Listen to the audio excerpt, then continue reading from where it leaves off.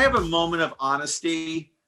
I got to tell you guys, I went on this rant about the 250 or the F-250 that sold for $100,000 and how stupid and idiotic it was. I actually lost sleep over that. I couldn't believe that. And then the Blazer outcome. More important things to lose sleep over.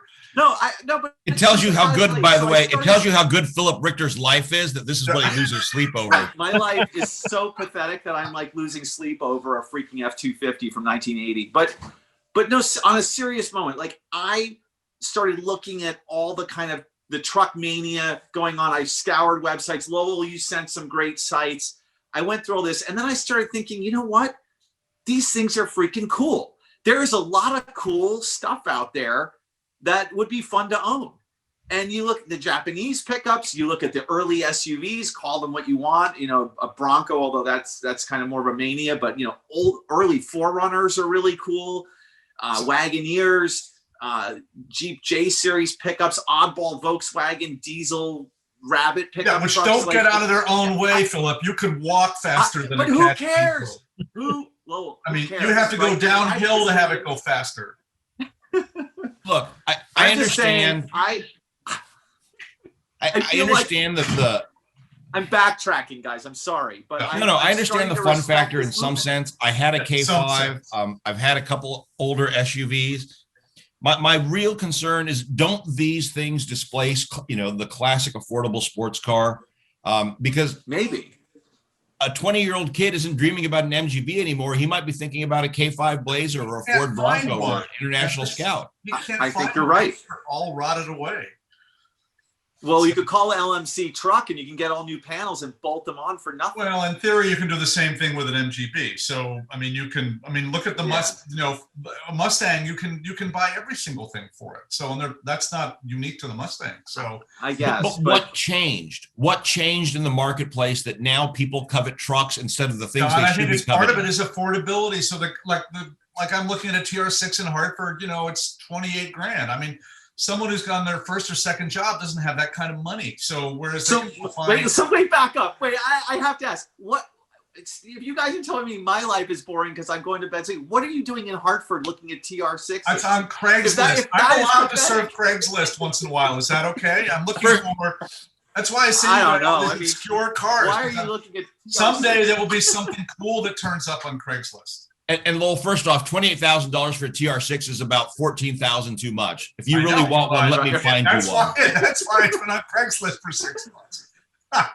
It's not going to sell. But my point is, even if it's $14,000, I bought my Silverado for $8,000. I probably invested maybe $3,000 in it, and it's a great truck and it's fun to drive. Yeah. And I know, John, you don't appreciate that, but I think Philip talked earlier about the utilitarian aspect of it, and there's really something.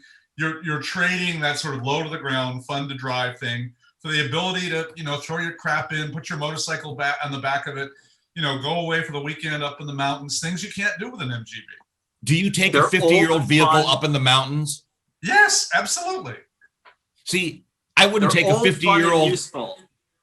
I wouldn't take a 50-year-old MGB to the grocery store for fear of getting stuck. Well, are these things more reliable? That's why people you wouldn't want to be them. seen in it. My concern with taking the MGB to the grocery store is I wouldn't want to be seen in it. That's because you live in Bedford and wherever you are in Florida. No, Philip, you're a worse snob than I am. You're love. I'd just be afraid. I'd be afraid to have a whole bunch of dairy products and ice cream. I'd get to the thing and it wouldn't start. Then I wouldn't get home. Maybe it would melt. And I have lived that experience many, many, many times. And while Philip Richter is worrying about the explosion in truck prices, I'm worrying about how to get home the next day. And the good news is, with my truck, I can come to save you, Philip. Look, guys, I am totally serious. I did a 180. I've done a U-turn on my opinion. If I could re-record that market moment about that F-250, I think I have a different mindset now. I'm seeing the light. It's kind of crazy. And when I'm wrong, I'm the first guy to admit it. Like, I think I'm wrong here. Particularly, not so much the high-end 0 mile stuff, because I don't understand that 0 mile thing, even though I own some 0 mile cars. But the trucks that are fun, like a Jeep J10 pickup truck for $4,000, I mean, just to put your motorcycle in the back and go somewhere, like that's something not anyone else is driving.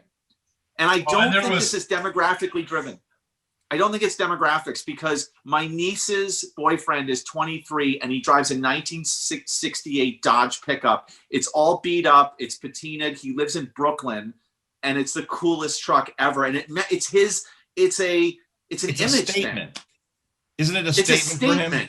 It's a total statement, John.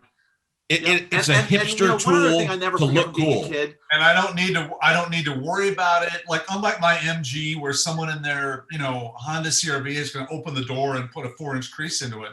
I don't care about what happens to it. I don't mind. If somebody in a Range Rover opened their door in your MG, it would be total. It would probably collapse. So it would just so Philip, to your very point, a truck that I nearly bought and I regret not buying there was a 77 J10 Honcho. And wouldn't you love to have a car that says Honcho on the side of it? And it had a light bar, it had tires that were the size of the Goodyear blimp. It was so cool. And it sold for 23 grand, which I think that's a bargain these days. You remember honchos when they were new. Lowell remembers when honcho was a word you used for the cowboy who took care of your cattle on the drive. So yes, I remember Jeeps going up the beach. So but where does it go from here? So where does this wave go next? The trend here is it is an image thing, but it's also not just an image thing. Like a sports car is a great image, but it's kind of impractical, right? These are old, fun, and useful vehicles. So you can actually use them. If you're talking about a less expensive, not a 0-mile K5 or a Bronco like we've seen on Bring a Trailer, but if you're talking about a $15,000 to $20,000 pickup, a Japanese pickup, a Dodge Ram, a Jeep J10, whatever it's going to be, it's useful and it's differentiated and it makes a statement. And I think that's the trend line we're seeing here, and I think it's going to keep going.